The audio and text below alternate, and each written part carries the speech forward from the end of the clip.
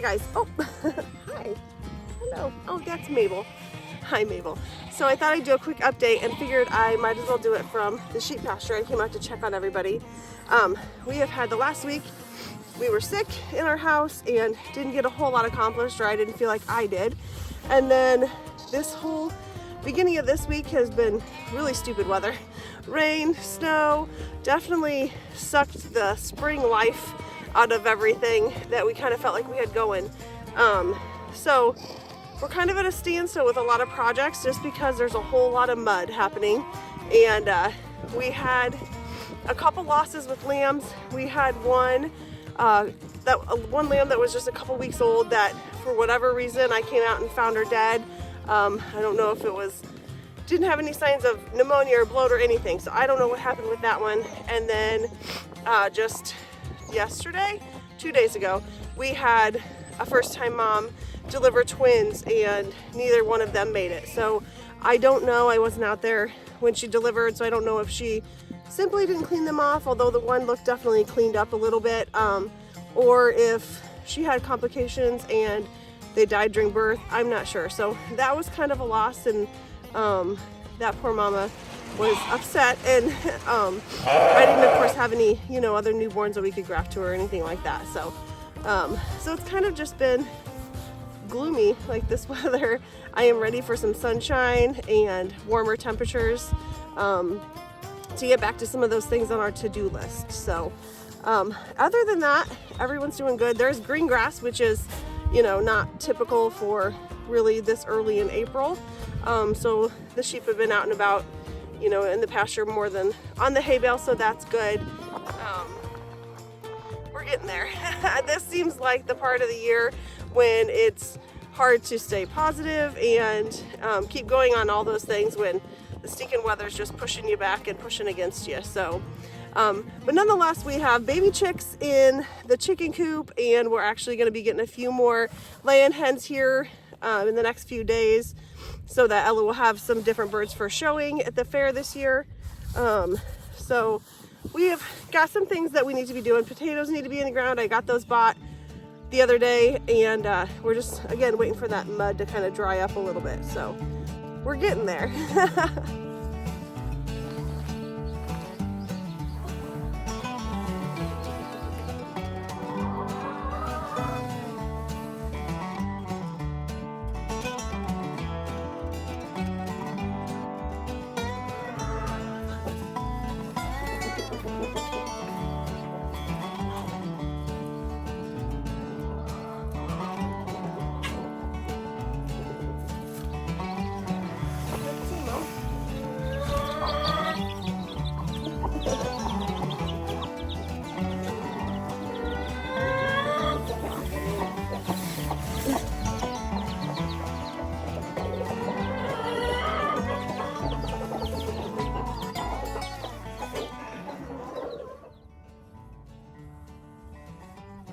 So one of the things that helps me get through these gloomy days, and sometimes the winter days, those winter months are hard, especially in the Midwest, I feel like, and I'm sure it's hard anywhere, but it seems so up and down is hard on you. So I'm very much a list maker. I sit every Monday morning at least and make a list for the week of, what I want to possibly do every day of that week, or what's on my schedule for that week. And Aaron makes fun of me, but love me some graph paper and my Papermate markers. So he laughs at me when I have them in certain color order and that sort of thing. But so that's one of the things that helps me get through the week. I'll light a candle. I'm typically home by myself during the day, so I can kind of just have my space, and that will help me kind of get out of a little bit of funk and maybe get a few things accomplished. So after I did my sheep tours outside things, make sure everybody's good out there. I think today we're gonna take care of some eggs. So we are actually holding eggs back right now. So we're gonna be sending them to the local grade school so they can hatch them. I'm a little concerned because the weather got so cold. And so I'm not sure how viable or how fertile they're gonna be. Because the nights have been getting pretty cold again. So So we'll see. Luckily, a friend of ours and some neighbors are going to be sending their eggs as well. So hopefully they'll get some chicks out of them this year. The one broody hen that had the chicks out there, I think I put 12 to 15 eggs under her, and she got 6 chicks. One didn't make it, but we have 5. So I don't know if it's because they're a dual purpose breed. I don't know. We have 2 roosters, so they should be plenty fertile. But I really think it has to do with those colder temps at night, and maybe, you know, just a little early, since we're not using an actual incubator. We used, you know, the moms. So hopefully when they do them at the grade school, they'll have the better luck than we did. So the rest of what I need to do today is float eggs. We have a counter full of eggs. So I'm gonna float them and make sure to throw away any ones that are bad. And then I actually have to make quite a few deviled eggs this weekend for a shower. So I'm gonna kind of sort those out and hold back the ones that I'll be hard boiling for that. So that is one thing on my to-do list today. Okay, so in order to float eggs, all it is simply what it's called. We have cold water, just plain cold water, and you're gonna take each egg and rest it on the bottom. So if it lays flat on the bottom, that's gonna be the freshest egg. And if it stands up on end, it's a little bit older, but still totally fine to eat. And that's kind of about when I hard boil them. Kind of helps, you know, they're just a little bit older, so they're gonna peel probably a little bit better.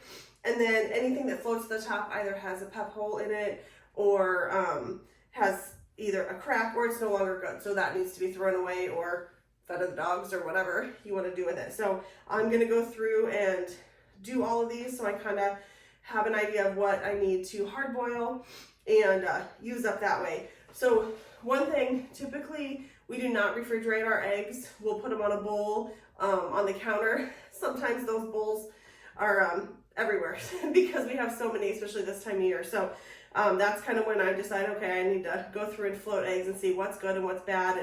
And then we know, you know, what we have and what we can send home to the neighbors or whatever. So that's what they're gonna do here. So I'm gonna do a little time lapse, and so you guys can kind of see how I do this process.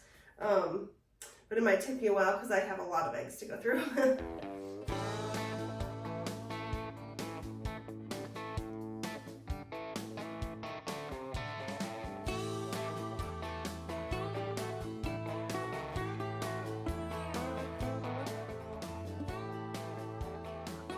Okay, so we got them all floated and sorted out, got rid of any eggs that were bad that floated to the top.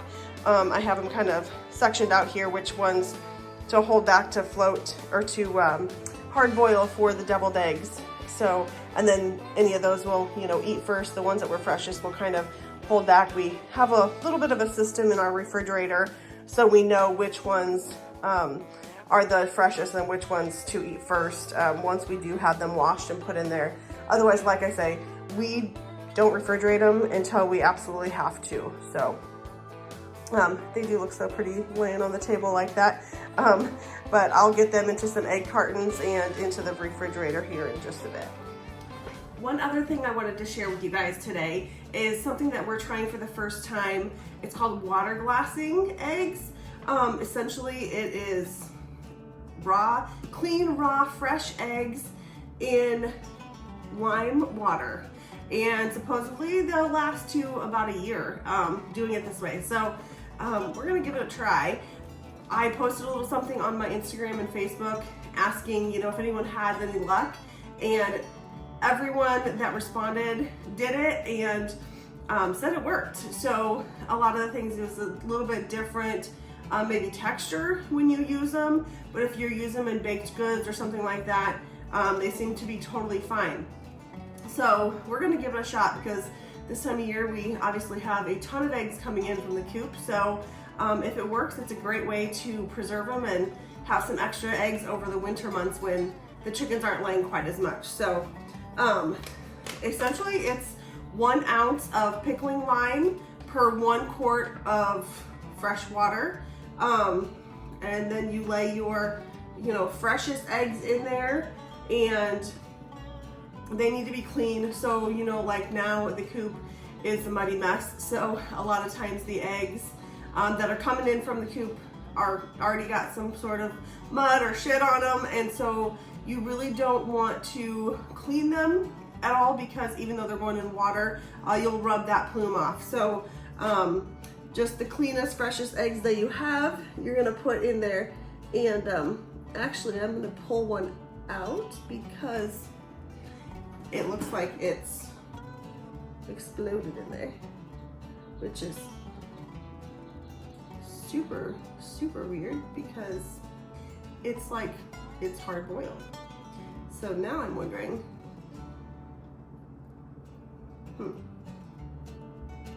what they're like. So now my question is it supposed to somewhat hard boil them? I don't think so, unless one of my little children are playing a trick on me.